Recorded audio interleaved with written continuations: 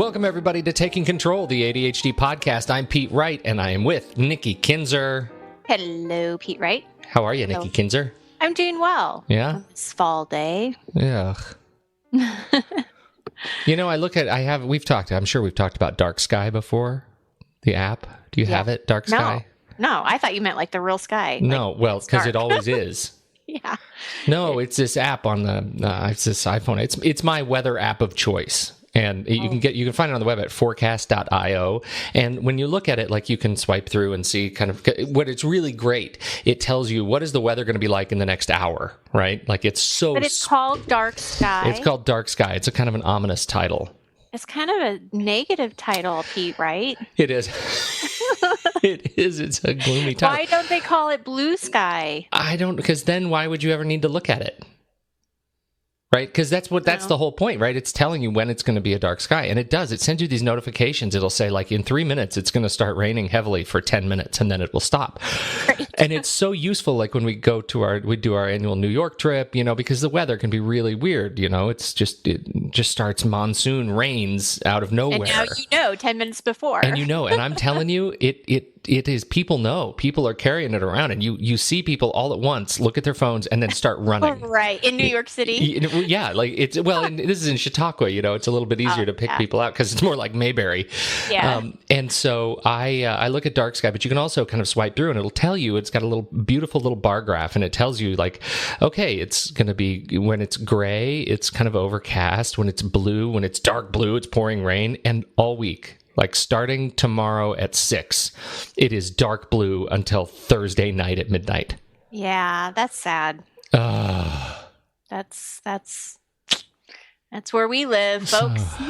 We live in the rain. Oh, God, 'tis the season. Yes, it is. Season of seasonal depressive disorder. Okay, let's cheer this up, huh? Let's cheer this up. I don't know if the subject is really all that cheery, but that's all right. No. Yeah. All right, we'll do our best. Yeah. We'll be happy in spite of difficult conversations. How about that? Yes. Well, because this is really my own personal kind of therapy session here. Oh, okay. So all right. This is my own personal story. Okay. All right. Where would you like to begin? What are we talking about? Well, what we're going to talk about is, I'm hoping it's not something that I'm dealing with by myself. So, I'm hoping that maybe other people are dealing with this transition of school with their children, whether they're going, like my son, basically what I'm talking about is my son going into middle school and this transition that we've been dealing with. And so my intention for this is that I want to but I want to share with people our experience and what we've done so far to help my son, but also kind of what I've learned along the way. And then if anybody else has any listeners that are like, oh, I know what she's talking about, or I've been there and here's a great idea, please share, because I just feel like I need support in this area. And so I'm thinking that maybe other people do too. Yeah. I do know, and I certainly resemble that remark. Yes. So I'll give you a little bit of background. So like I said, he is a 6th grader. He is new to middle school. We had some concerns that he might have ADHD a couple years ago. So we had him tested, and the doctor just didn't feel like he had enough of the symptoms, or however they look at the variety of different tests. And he was just like, I'm just not comfortable giving him this diagnosis, which was fine. I mean, that's great. You don't want to encourage to have your child have ADHD. But I definitely knew and know now there are some real heavy executive function challenges. So whether you call it ADHD or not, there are some things going on with my son that I can't deny, right? Yeah. I just have to, and for me being an ADHD coach, that's a good thing, right? I know about this stuff. But, it's also a good thing. Well, okay, you'd finish telling your story and then I'll jump in. Well, just to give people kind of a reminder of what executive function or what this is, what these challenges are. Mainly, they go into these 4 groups, and it's planning, organization, working memory, and self-regulation. So, if I look at my son, I'm thinking planning. It's really hard to break down projects. So, if you have a quiz or a test down the road, it's very difficult for someone with executive function challenges to be able to break that down. And like, when do I study? How do I study? Time management can become an issue, all of those things. Organization obviously is huge. We talk about it all the time, Pete, we know. Working memory. I mean, we've talked about that before in past podcasts, and I think I brought up my son about a couple of years ago about forgetting backpacks and homework and things like that. I mean, they don't intend to forget, but they just do. So my son, for example, will have a homework assignment done in his binder, but he doesn't turn it in. It's like, hello, where were you when they said turn in your homework? But he just didn't do it. And then the self-regulation is that impulse control. And, obviously that can be difficult for any child, but it can definitely be difficult for somebody who has ADHD or executive function issues. Right. So what were you going to say? Because I don't want to keep going if you were actually going to chime in and say something. I was teaching a class the other night, and somebody made a comment about why experts in such and such a field are often have the worst whatever it is they're doing, and I find it a really interesting insight. It's that aphorism, right? The cobbler's kids wear no shoes, and just how hard it is. I imagine, and if you want to reflect on this, feel free. If not, we can move on. But it's this how hard it is to be an ADHD coach and to also be able to step back and be aware of what's going on in your own home. And it's not that you are sort of willfully ignorant, but of what's going on, but just how hard it is to maintain perspective in that area. Well, yes, it is. I mean, it is. And you don't really know what you want out of that diagnosis, right? Do you want them to have it or do you not want them to have it? But the point is, it really doesn't matter if he has it or not. I know now, especially with this transition being in middle school, I can't deny it. Like, I can't pretend that this isn't happening because it is. And I mean, I feel in some ways, though, I'm grateful because I'm able to talk with him in a way that I don't even think my husband can sometimes talk to him because of my coaching experience. And so I can diffuse things a lot. Not better, because I think my husband does a really good job. I don't want to make it sound like he doesn't, or that if you're not a coach, you can't. That's not what I mean. I'm definitely putting my experience into my conversations. Like I have to think about how I've been trained, right. And it helps me stay calm. So, but anyway, what I want to go back to is, basically what has happened is he starts the school year and he seems really happy and he is doing well, in my opinion. Like, I'm not struggling with him on homework. I'm asking him, do you have homework? Yeah, I have homework. Did you get it done? Yep, I sure did. I got it done. Okay, great. And so we're just kind of going along thinking things are great. People are asking me like, so how's middle school? And I'm like, it's great. It's wonderful. Yeah. He's really enjoying it. And then we go to the open house and I get my login information on the online grades to check in their grades. And I mean, I'm sure if you were to see a picture of me, my jaw was like down on the floor. I was like, you've got to be kidding me. This is not what I expected to see at all. Several missing assignments and a few classes that he, was not passing. And so there was a little bit of panic. And so what I'm going to do first is just kind of talk about what I did with this information and sort of what I've learned by doing that. Well, and isn't there a third space, which is how do you initially react and recover? Well, yes. That's almost what I'm more interested in first, right? Is how do you as an expert, how do you deal with that and integrate that shock into being able to effectively and confidently move forward? Or I should say, maybe confidently is never the word in this kind of a conversation. Well, I'll tell you one lesson I learned very quickly was not to react. Like at first I reacted and I was like, I was angry. I was mad. I was like, Yeah. what's going on? Why is this happening? Which is not what you probably should do. not, not when you have a child who has a temperament that, if he feels criticized, he immediately goes into shutdown mode and, gets very defensive. And so Yeah. that's, word of warning, depending on what your temperament of your child is. I would say don't react right away. You got to figure out what's going on. And that's what I did is I immediately emailed the teachers and I said, we need to talk. Like we need to figure out what's happening because this isn't acceptable in my house. This is not going to be acceptable. I am not one of those parents that expect straight A's out of my kids, and I never will be. But I am a parent who expects them to try their hardest. And if I can see that they've tried and they get a C or a B, that's totally fine. I'm happy with that. I know that they gave it their all. What I'm not okay with are the missing assignments. Yeah. And the lack of paying attention and just not caring. That to me is not okay. And so, I went and the first teacher I spoke to was his woodshop teacher. He was getting a D in woodshop, Pete. In woodshop. Yeah, yeah. I mean, isn't that a sign that there's something else going on? Well, this is what's so interesting is that I really like his teacher. His woodshop teacher is fabulous. And what he said is that he was giving the kids some room to fidget. I mean, like, I don't know if he knows a lot about ADHD or he just, this is maybe just something he knows about kids in sixth grade, but they need to be able to move around. And so he was giving these kids freedom to draw and to kind of play with pencils and balls and fidget around a little bit while he was teaching the lesson. Well, for some kids, that's a beautiful solution because then they're able to focus more on what the teacher's saying. Well, it did the complete opposite for my child.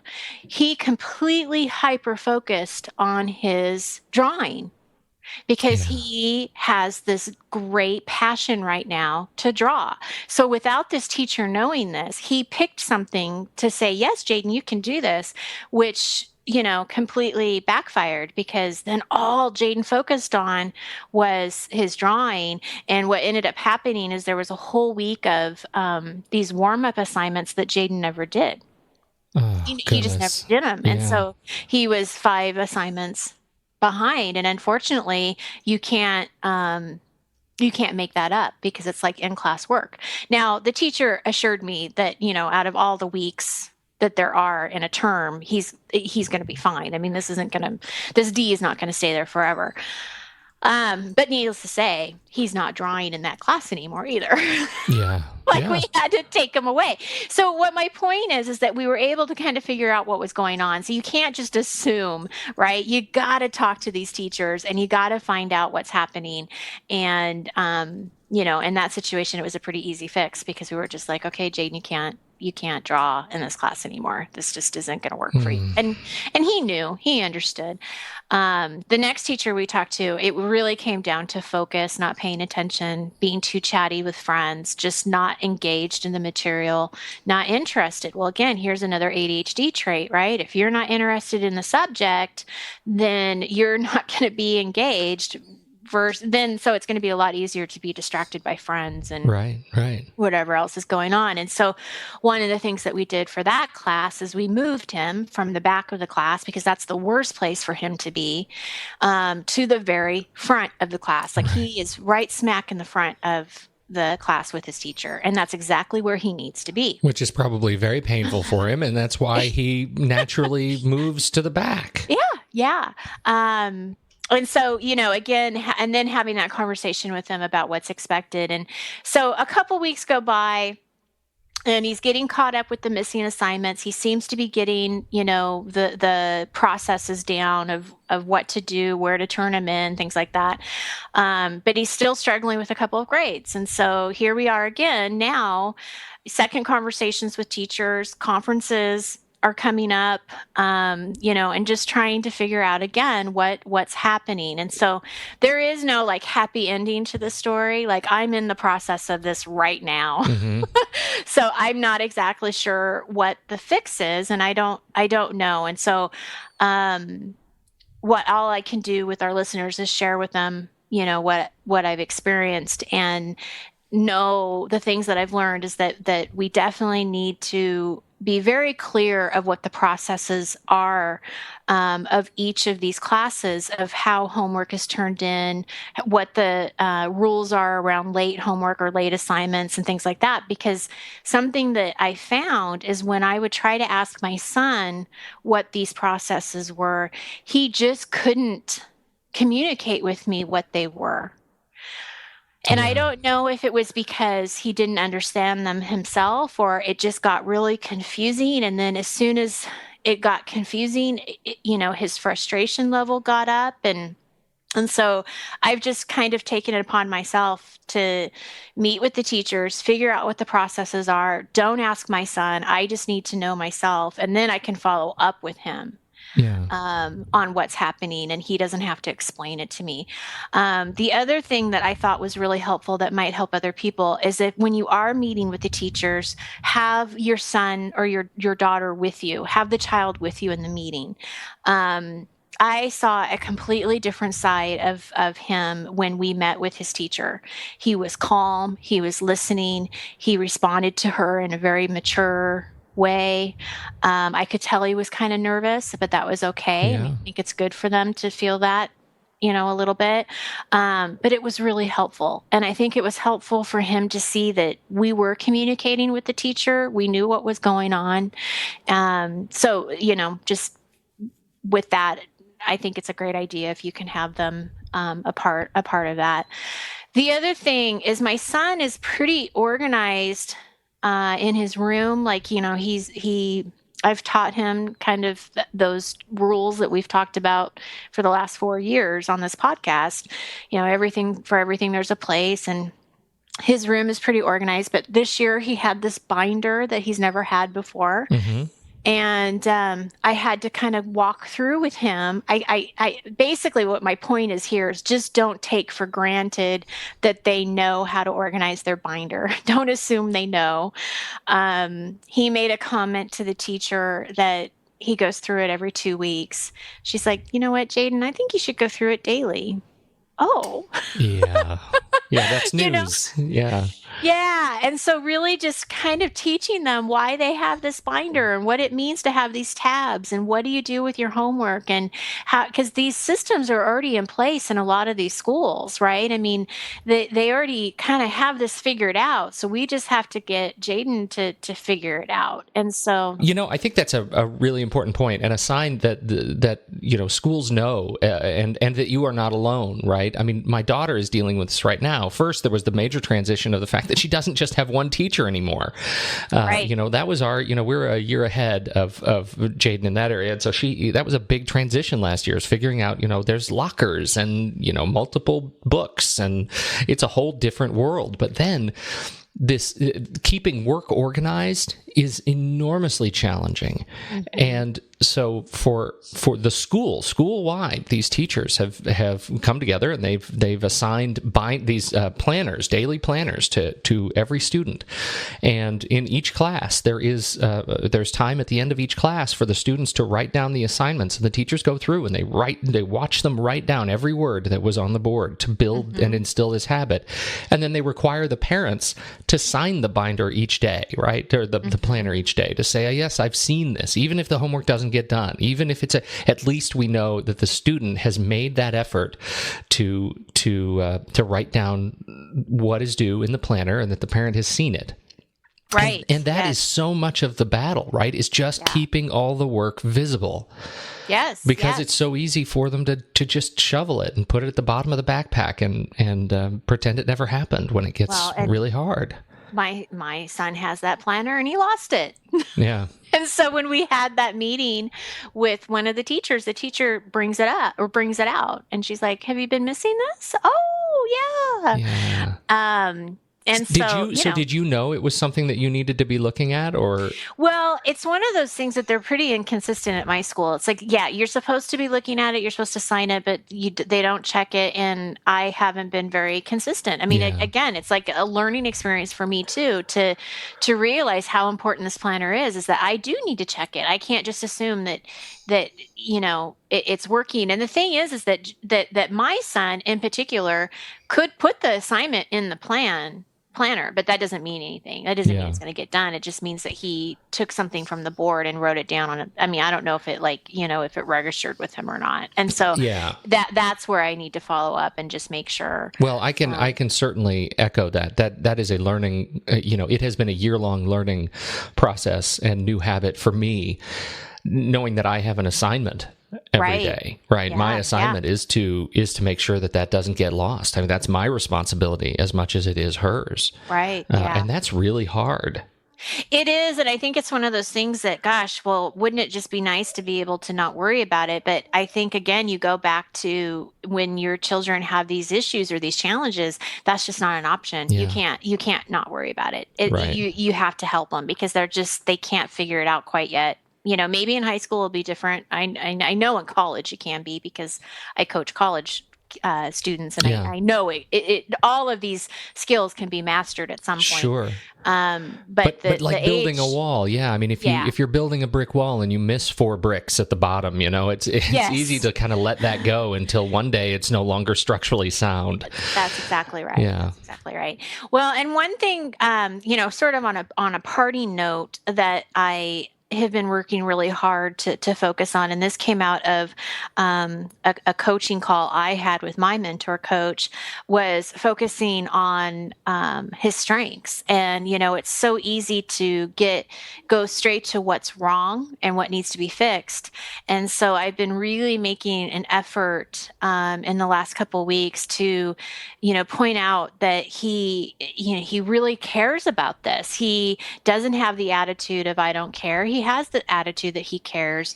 And so pointing out that, I really appreciate that he is putting the work into this and that he's trying and looking at those things that your kids are doing that are really strong and being able to pinpoint those. And when they do get their assignments on time, praising them and, really working off of what he's doing well instead of just everything that they're doing, wrong. And that takes a very conscious effort into doing. I mean, you have to consciously make that effort, but I can see it light up in his face. One of the things, again, kudos to the teacher that we met, because the very first thing she said before she ever even said anything about the planner that he was missing or anything was that, you know this material, you understand this material, even a little bit above the class average. And his face just lit up. Mm-hmm. As soon as she was saying, these good, positive things, you could see the shift that, defenses and stuff were going down. Because how easy is it for him to just take all of that nervous energy and channel it toward resentment? Yes.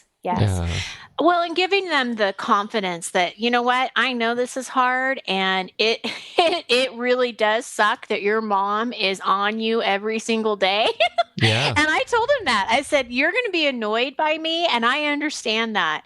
But until I see the changes in the grades and I know that you really got this, it's something I have to do. And he totally understood. I mean, He just kind of shook his head. Yes, like he got it. He knew.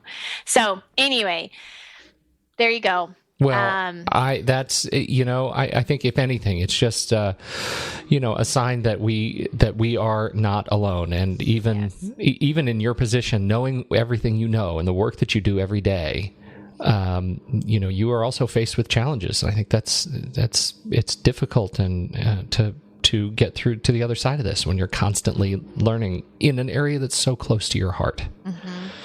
So thank you so much for sharing that.